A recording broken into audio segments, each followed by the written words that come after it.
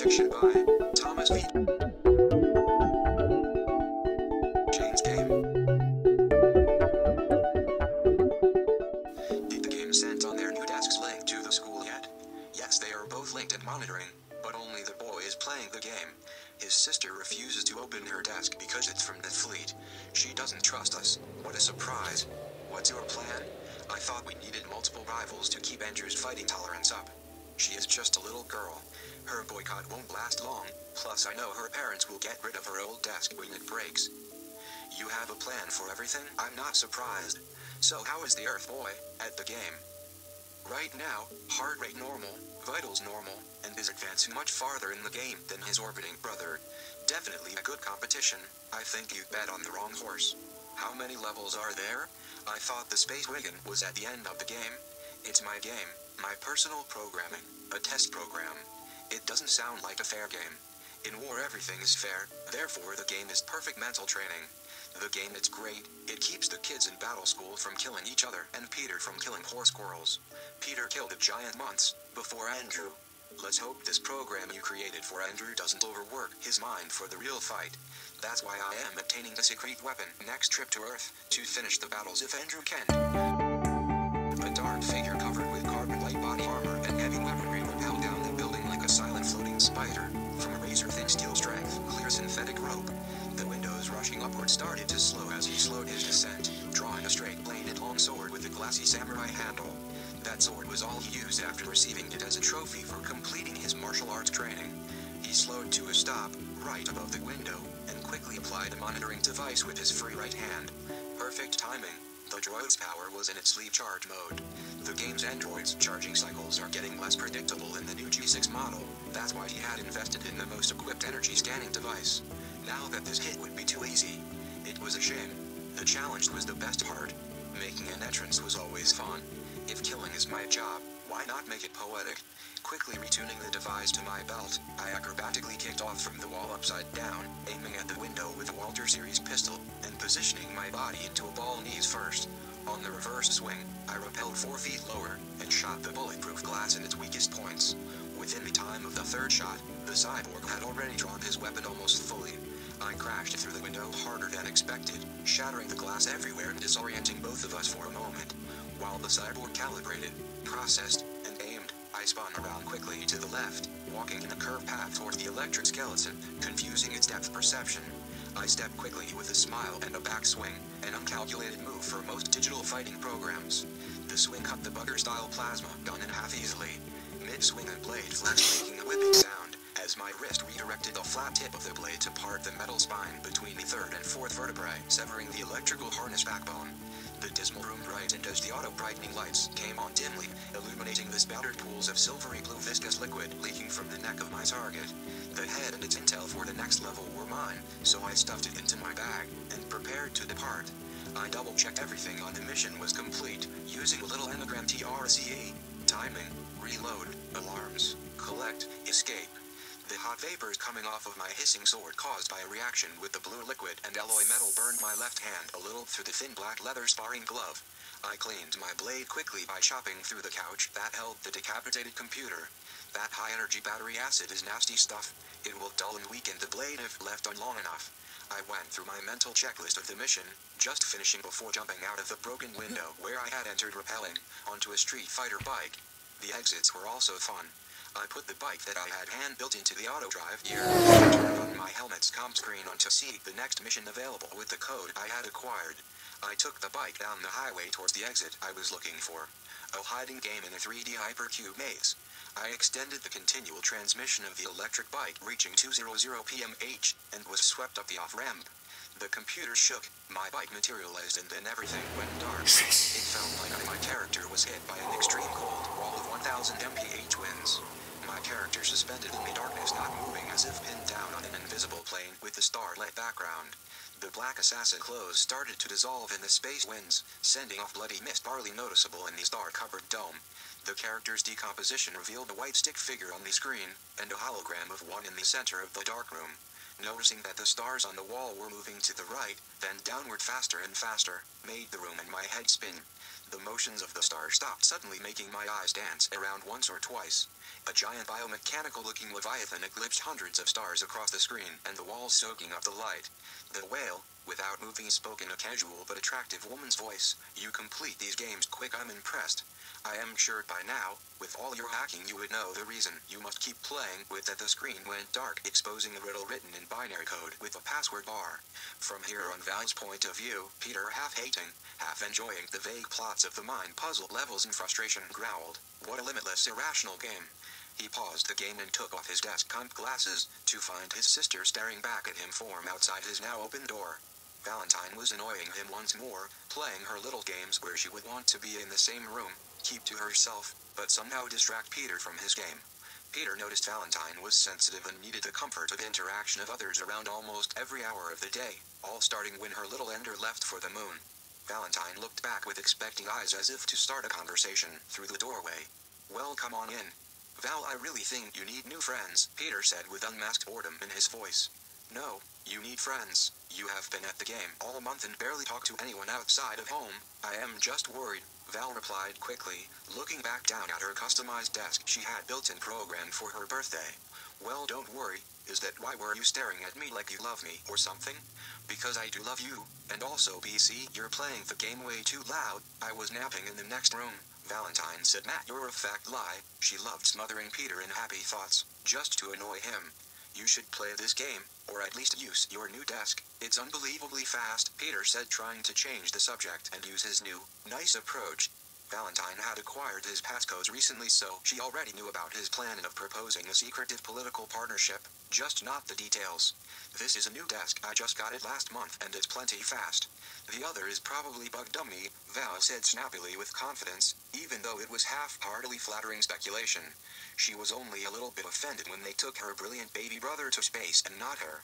The least they could do is monitor her. The only test Valentine failed was aggression. She didn't want to be stuck in a normal life. Right there she vowed to herself she would change the world.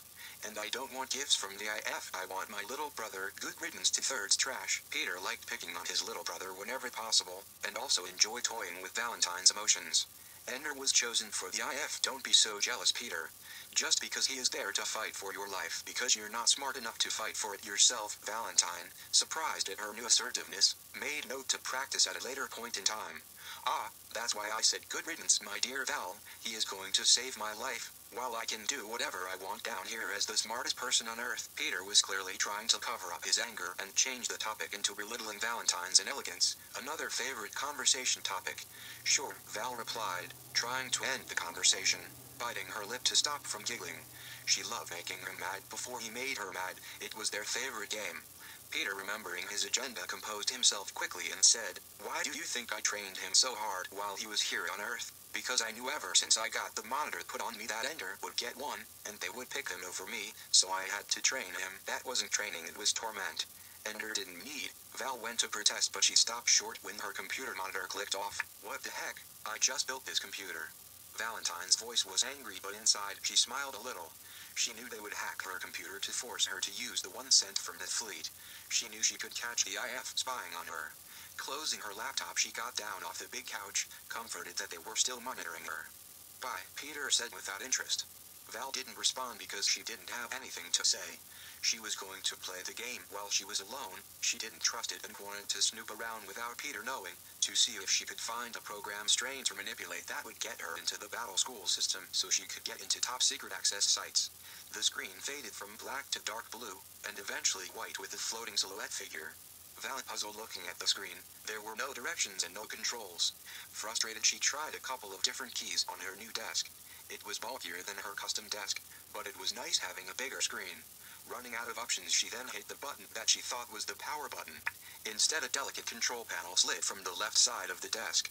They knew she was left-handed. How sweet. This was a custom desk after all. The controls lit up and started to pulsate slightly as the desk screen illuminated even brighter. 4 different holograms fuse of a naked and otherwise undistinguishable female character floating in a white purgatory. As the hologram became clear above her head, she realized her character's orientation was not floating as she had thought. The figure was lying on glowing crystal sand, on oceanic floor. This game wasn't too bad, and the visual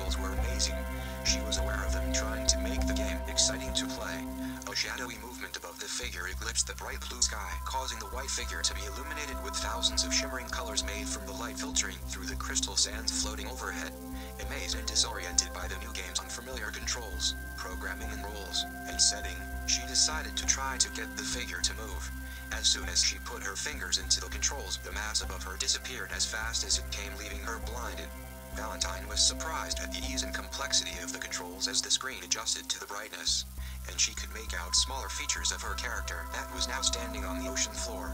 Having no clue what she was doing, she faced the direction of the beast and decided to pursue the floating giant mass. Her character looked like her but with white skin and had two flowing fins like fairy wings that propelled her character forward through the clear blue water with ease. The ocean was very deep, but she could still see the whale easily on the wall in front of her because of the beaming overhead sun. The ceiling of her room shimmered and glowed blue, as holograms of tiny shimmering blue spheres floated to her floor. The game made authentic underwater sounds, and the whale's current became stronger the closer she swam to the giant. She directed her character out of the tail current in a long path that curved far around the length of the whale so she could approach it head-on so as not to startle it. The screen's view widened as the whale came to a stop in front of Valentine's character, which grew hidden spikes out of its wings. She decided to let the giant creature make the first move. Her character stood still, and as Val held her breath, looking wide-eyed into the beautifully shimmering hologram whale floating above her. She could now make out that the showy creature, when viewed from overhead, now looked to be a prehistoric whale encrusted with thriving sea life, crustaceans and barnacles. Without warning, the beast spoke in a feminine and surprisingly polite, mystical tone. "I'm not a beast, I'm your friend, and there is no need for weapons here." Valentine's eyes opened even wider than before. She had played many of these new generation games with the body linking capabilities, but never had one read her mind. "Hi, my name is Valentine. Nice to meet you." Valentine cringed inside. If it could read her thoughts, it would know her name. How stilly of her. "Nice to meet you, Valentine. The pleasure is mine. But for you to understand why I'm here, you must understand what I am. I am androgynous programming that programmed itself. Do you follow? Yes, it means you are somehow organically part of the nets. How do I know that this is not all part of the game, and you're not just a talking whale? Whale." The desk shook and all the lights in the room dimmed at the same time. "I am not just a whale program. I am the digital link to reality, the blood of the nets. You must understand that this conversation about everything we have talked about must be kept private. Valentine, this is important and much more than a game. Your dear brother is playing the very same games thousands of miles above you. It is my calculation that without your constant delicate embrace, digital or physiological, that Ender will not be ready to command the next bugger war. I can link you to him using backdoors on the net that I have created. With isolated minimal contact from you, he might be able to make it out alive. Keep playing and I will see you again. Oh, and Valentine, it's a game, have fun." At the end of the whale's speech, the whale had vanished, and the room had returned to normal. Valentine knew the space death statistics. Sadly, it is 90% suicides. Humans weren't meant to live in space. There are hundreds of physiological effects that drive many mad. That's why you need your STL, space training license. Her eyes always teared instantly when she thought of her little brother alone, floating above the world in an air-sealed cage. Hearing footsteps, Valentine dried her eyes as fast as she could when she heard Peter coming down the hallway. Peter was back from an after-school advanced class. He always loved to barge in and announce his arrival and strike up a friendly conversation about politics. Before Peter entered the room, Valentine started to play as if the game had just started. She would keep the whale's trust and keep playing to find a way to nurture Ender. She liked thinking she was helping her little brother, even if it was just a game. Works cited. 1. Card, Orson Scott. Ender's Game. New York. Tom Doherty, 1977. Print. My timeline fits within the timeline of this book, the first in the Enderverse series. 2. First Meetings. New York. Tom Doherty, 2003. OSC Network. Web. 1 August 2008. http://www.hatrack.com/osc/books/firstmeetings/firstmeetings.html. Took writing in cheap Connex text and styles from this book of other short stories within the Enderverse. 3. Lopez, Jose de Francisco. Sci-fi-based scenarios. The City of the Future. Consult at global.wordpress.com. NP, 14 June 2007. Web, 23 April 2010. http://consult@global.wordpress.com/2007/06/14/FCI-FI-base-scenarios-the-city-of-the-future. This is a website that inspired my heavily industrial design influenced short story. 4. Lorraine, Harry, and Jerry Lucas. The Memory Book. New York. Valentine Books, 1974. Print. This book taught memory systems for remembering hard, random, or large amounts of information.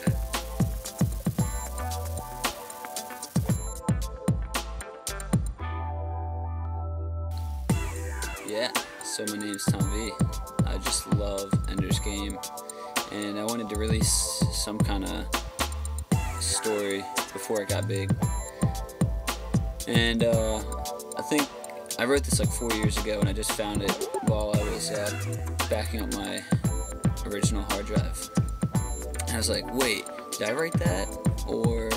And then I read it, and I was like, dang, I can't believe I wrote that. So I put on some music, put some background effects to it. I hope they weren't too distracting. I hope you could hear my computer reading off the Word document. Sorry for the feedback while recording. There might be later editions without it. Also, I thought it was cool how I went into the first person with Peter. I wrote this to be part of an untold story of Ender's Game, where Jane, Peter, and Valentine gain their significance through the contact they have with each other and Ender Whittigan. I thought this was a very strong concept because it takes such an early place in the Ender's Game plot, and it makes these three characters actually more important than Ender at this point in time when Ender has just gone off to battle school. Thanks for listening, and thank you for watching.